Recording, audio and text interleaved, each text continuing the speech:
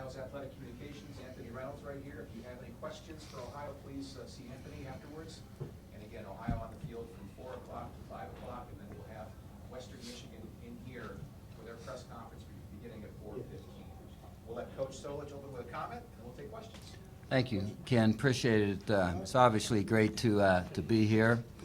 You know, Ken has mentioned that Terrell Basham and Sebastian Smith are the two players that have joined me here for the press conference. Two really great players who have had great careers at our place and has obviously helped us get to where we're at here today. Sebastian, third-team All-MAC as a receiver, and Terrell, Defensive Player of the Year in the MAC and first-team All-MAC. We're looking forward to the game. Obviously, we're playing an opponent that is undefeated, has played a lot of great football throughout the course of the season, and are well coached. A lot of great athletes, and so it's a challenge. But we're looking forward to the challenge. Should be a great game. Questions for our participants? Yes, sir. Hey, Coach, Andy Pepper from Jennifer Yeah. in Kalamazoo. Broncos head coach P.J. Flett talks a lot about strength versus strength, really details the specific matchups that they're going to concentrate on in the game. Obviously, they got a high-powered offense. You have a great defense. Just talk about that obvious matchup. Yeah, their offense has been on display all season, obviously against everybody they've played. And the thing about it is, you know, a lot of times you can put an offense on the field and you're really special in one area. Maybe you're special in running and pretty good in passing, but these guys are special in both areas. They just choose to run the ball a lot. Obviously, they could throw the ball a ton in games and be very successful and win football games in that manner. But I think you do have to obviously stop the run first. I think in football games that's how most coaches approach it, and if you don't stop the run against them, they'll just continue to run the ball game, and they'll eat up the possession time, which they always do in games, and they put points on the board. Their third down conversion rate is excellent, and so it fits what they do. But they choose to pass when they want to, and that's a key. And so they're great on both ends. They do have a talented defensive football team. One of the big statistics is the turnover margin. I think they're a plus, 18 or something, 15 or 18. It's so high, I lose track. But they're very good at causing teams to turn the ball over and taking great care of the ball themselves. So that's obviously something that's going to be a huge matchup in that regard. We'll need to take great care of the ball, and we'll need to try to force some turnovers in order to make this game what we want it to be. Are you eager to see how your frankly vaunted defense can stack up against this offense? Yeah.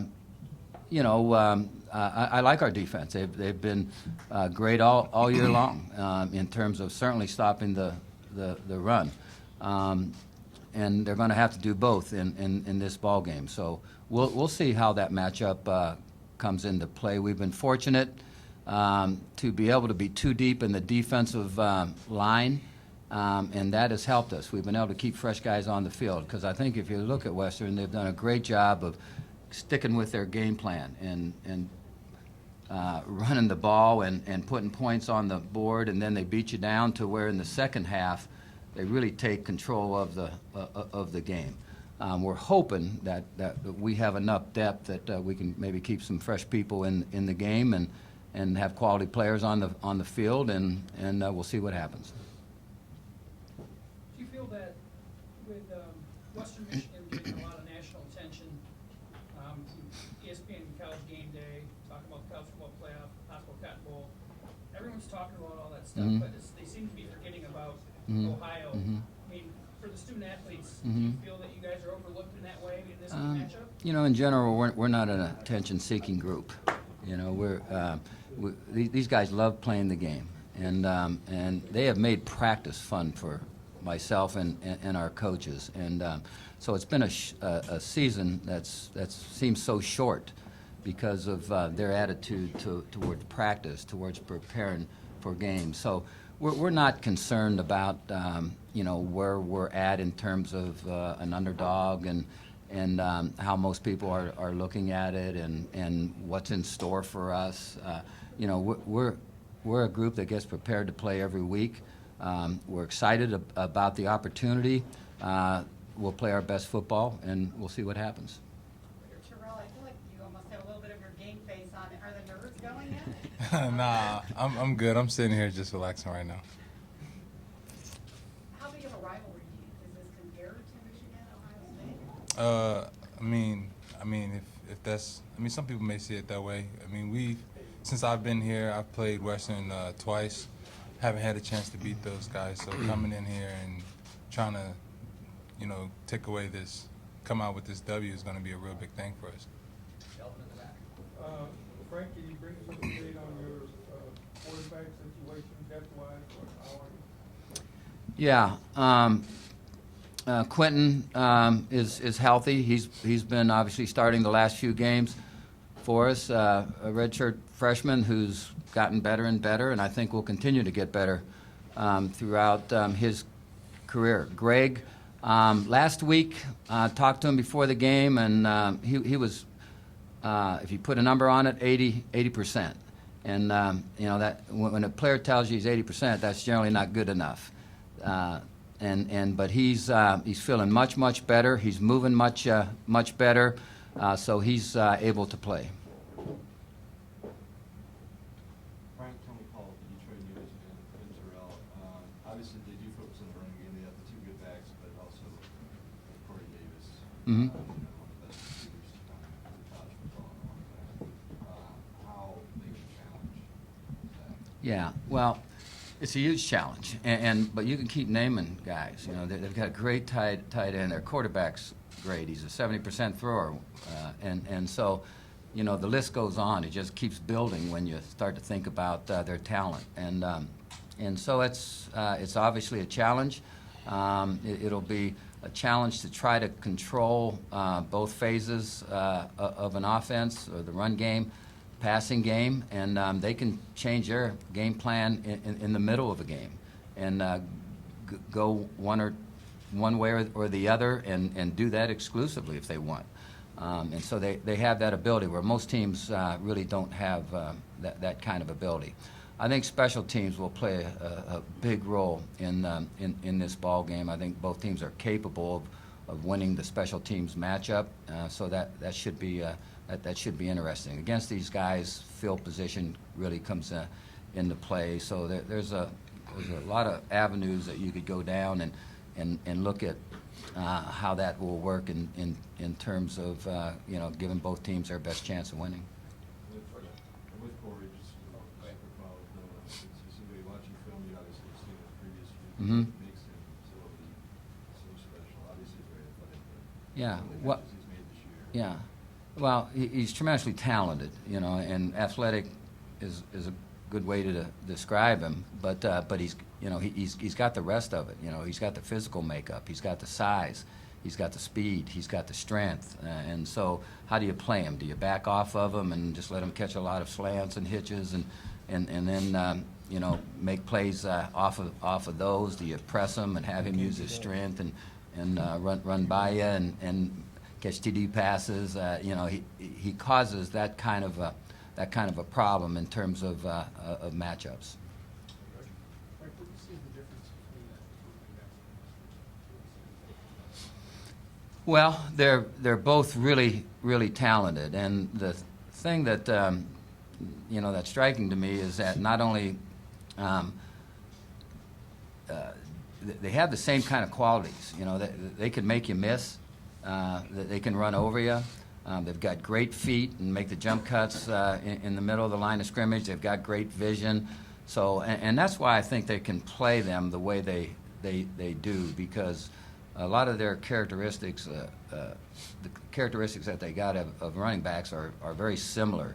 A little different in their makeup, but certainly they got what it takes to be special as running backs. And so he can use those guys in a manner that keeps them fresh, and that's part of their beat you down, wear you down type of system that they use.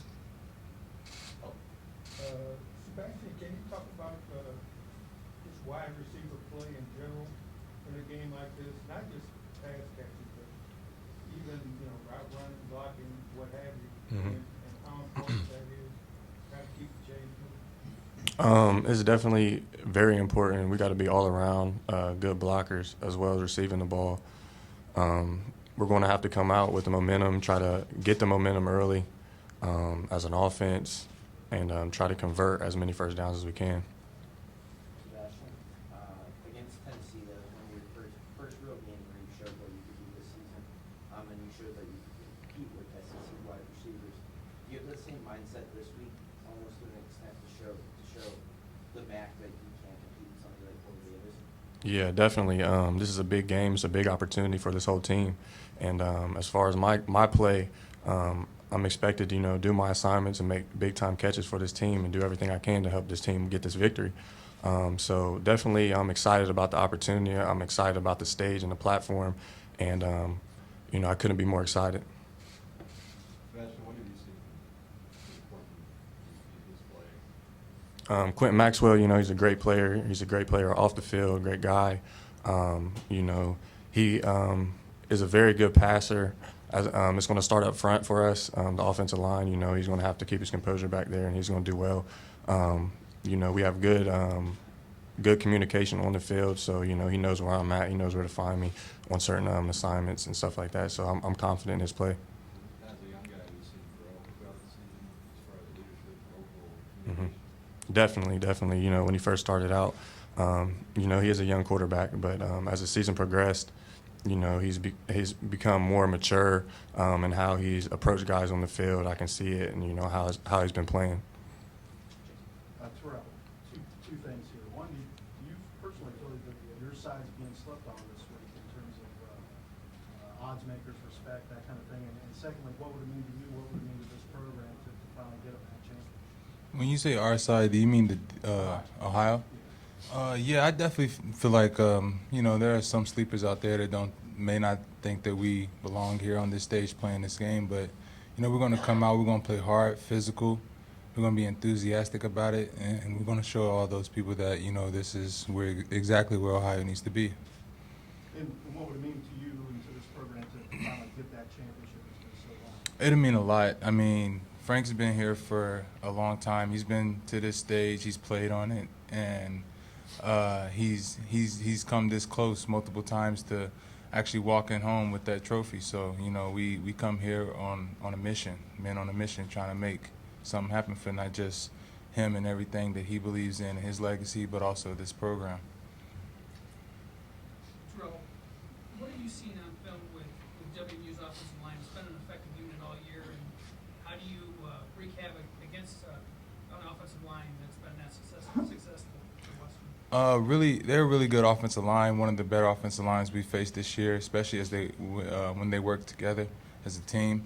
And we expect them to come out, we expect them to be assignment-oriented. They're a smart team, well-coached, and we expect that out of them. So, a lot of times they'll be put in a position to make things happen. We just got to out-execute them. Coach, Terrell hit on it, you hit on it before. How much of an advantage do you think that gives your team in terms of game day management, preparation? I don't know. Probably not much of an advantage. Obviously, it really comes down to your players, how prepared they are, how well they execute, and it comes down to coaches, being on top of the game, being able to make adjustments and those kind of things. The fact that I've been here before, I don't think gives us an edge or an advantage in terms of winning this football game. It'll come down to players and coaches and execution. Frank, is there, 12 games, a lot of tape, a lot of film. Is there anything out there that you've seen, from other opponents with Western that,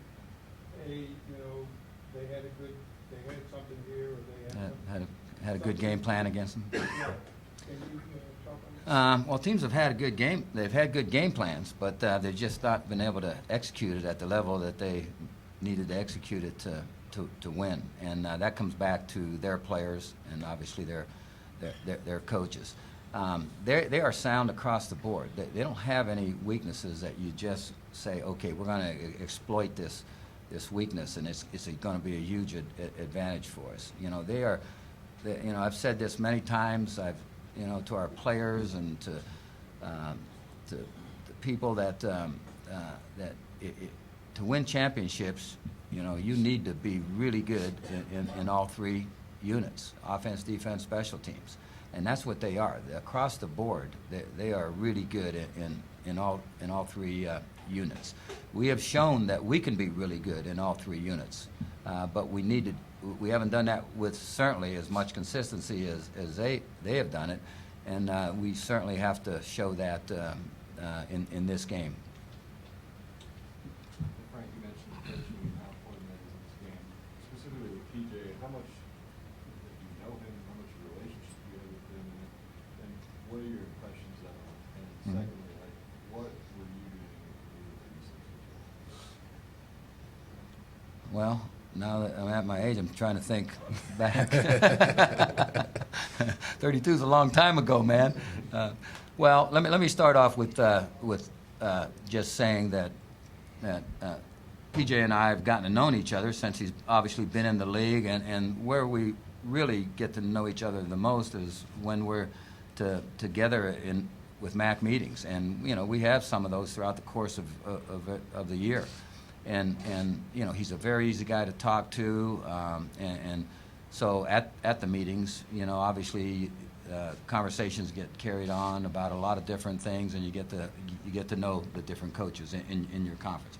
That's the only way that I really know PJ. But he's no question about him being an excitable coach, a coach filled with energy, always thinking towards ways to get his team ready to play their best football, and so he's at 36, you say. At 36, he's getting things done at a level where probably not a ton of 36-year-olds get it done at, and so I got a lot of respect for him and what he's all about and what he's done with the program. Sebastian, you talked about the platform. You're saying this could be the biggest crowd we've ever had for that. What are you expecting? I mean, the atmosphere, I expect a loud crowd. I didn't know it was going to be one of the biggest. I hope it is. But, this team, we're looking to play on this stage. It's just going to be a great atmosphere, a great stadium and Ford Field to play in. So, we're just going to soak it all in and do our best to get the victory. Gentlemen, I want to say thank you for your time. We'll let you get back to the locker room. Be ready for your 1 hour on the practice field. All right. Thank you, guys. Thank you.